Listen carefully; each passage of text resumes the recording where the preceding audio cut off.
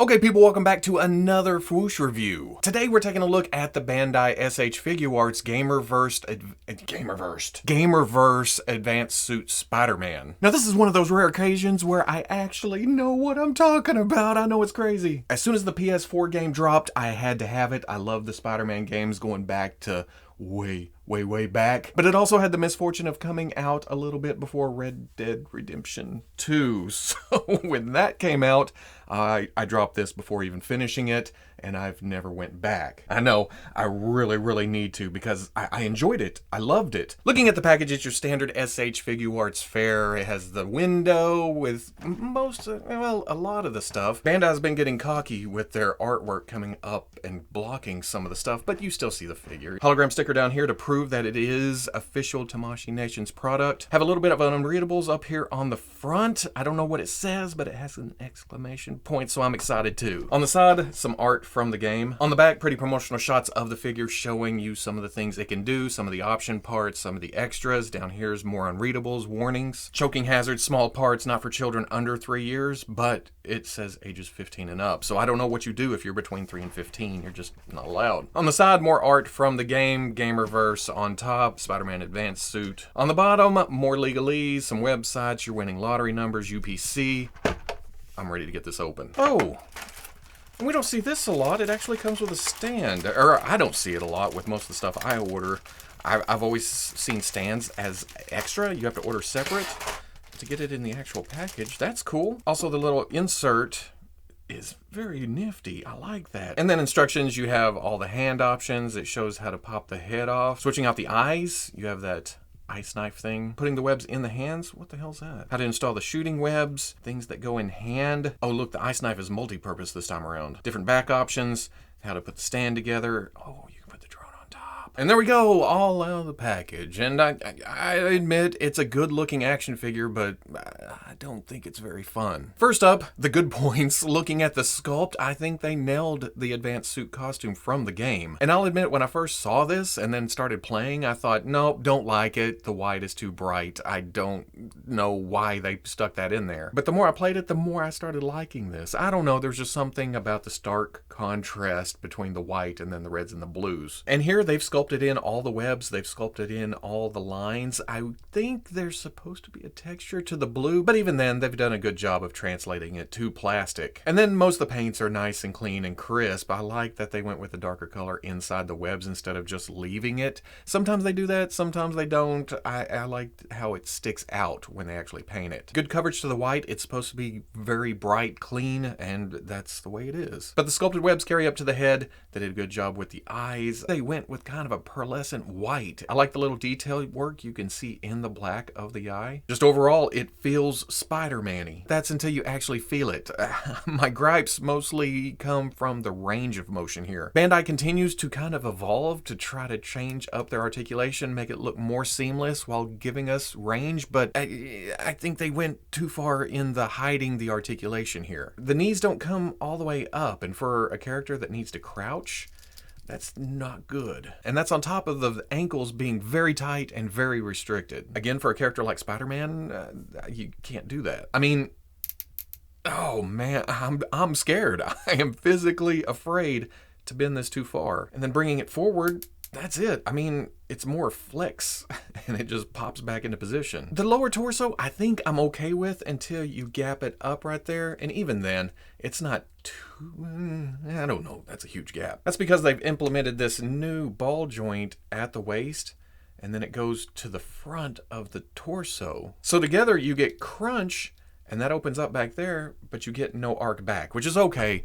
I don't really pose a lot of figures just stretched back. Then in the mid torso, let's see what's going on here. There is a ball joint right there, goes up into the upper torso, but there's just a hinge down at the bottom that goes forward and back, not side to side. Why wouldn't they make that a ball joint down at the bottom? Again, you get nice crunch forward, a little bit of arc back, but with this whole setup, you lose all tilt. Okay, there's a little, But if you go too far, it just springs back because you're actually just flexing that fake dumbbell down in there. Again, Spider-Man, he needs to go way over. They also lost that at the neck. They've hindered the ball joint on this piece up top. You get a little with the bottom of the neck, but not a lot. And then to continue the bitch fest, the shoulders are really weird. I have no clue what that butterfly joint is attached to in there. It has a loose feeling to it, like it's about to just snap off. But then you get to the shoulder and it's like the ankle where it's tight as hell and it feels really restricted because you try to raise up and that's about as far as you get. And then it starts springing around and going, no, you can rotate up. Even then, it's hard for me to get the shoulder to actually articulate. And I get to a certain point and it feels like it's just, it's almost like chewed bubble gum. You get a feeling of it's just falling off in your hand, but it's not. And then all of that, you have to get it just in the right spot or it looks gapped through. But I do like the hips. They come up, they go back. It's got this butt flap piece that kind of rotates around. You can bring it down if you don't want to see all that. Nice range all the way around.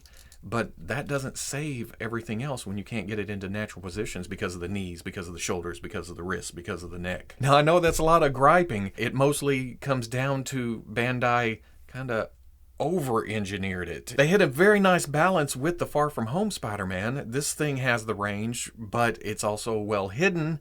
But then they went way past that with this, and it doesn't work. Now that I've griped about most of the articulation, let's go through all the articulation. There is a hinge at the top of the neck right there, going up to a very slight ball joint up there. I like how they sculpted on the hinge right there, though, to keep it hidden even more. Then there's a ball joint at the bottom of the neck. Altogether, it looks up to about right there, but if you start sliding the head off that piece, you can get even further. Can bury the chin, like I talked about. Not a lot of tilt. Swivel. I don't know what all is going on in the shoulder here, but you can go forward, you can go back, you can shift up, you can shift down, and that comes out to a hinge and swivel dumbbell. I don't know. Comes up to there, swivels around. Does peg down into the arm. Double elbow. Okay, I gotta admit, that is nice. Swivel hinge swivel at the wrist, so you can make it go up and down, but if you turn that, you can go side to side. Ball joint at the torso with the hinge at the bottom of the dumbbell, so it goes forward, it goes back. Then there's a ball joint at the waist, shifted forward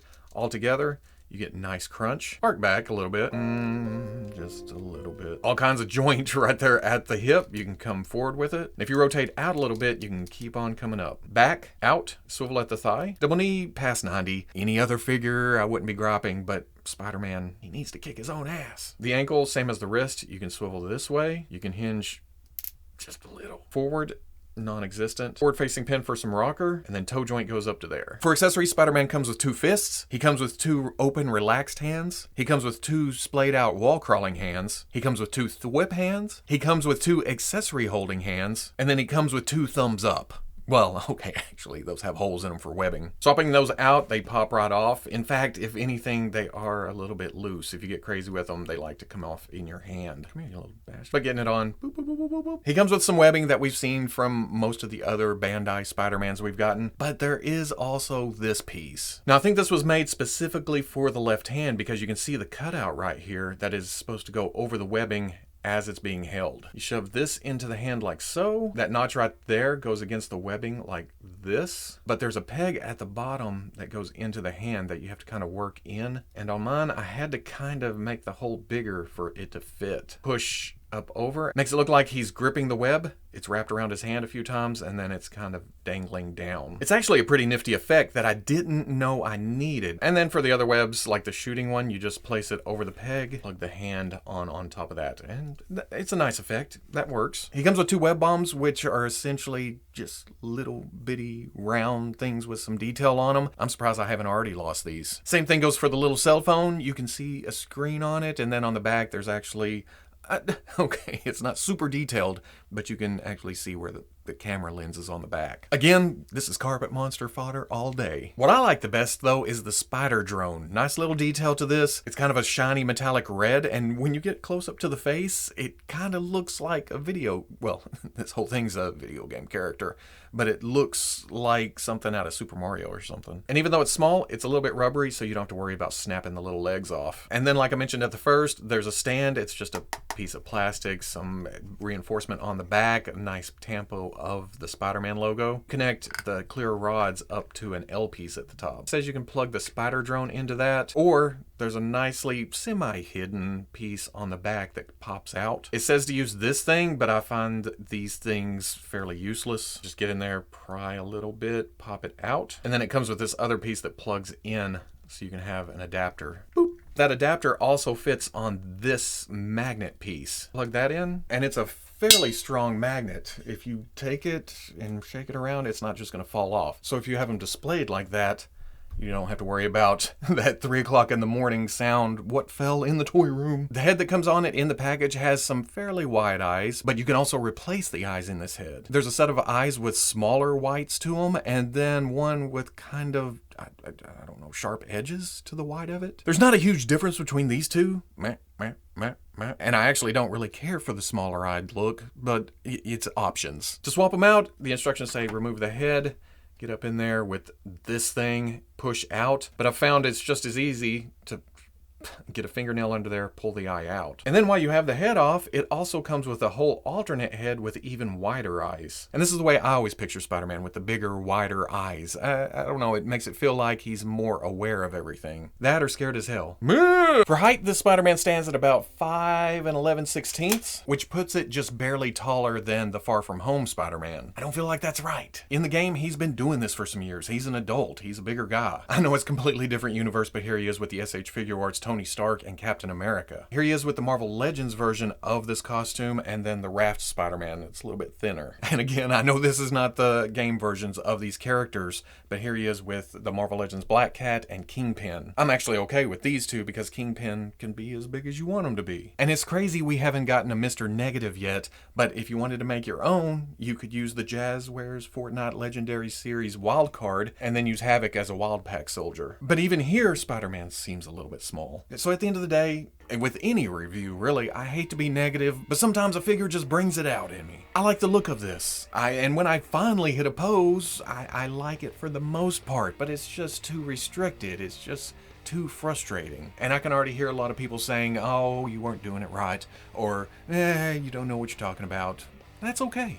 I'm good with that. But right here in front of me, as I mess with it, I do not like it. It's just not fun. But I wish it was. I really, really do. I mean, I paid money for this.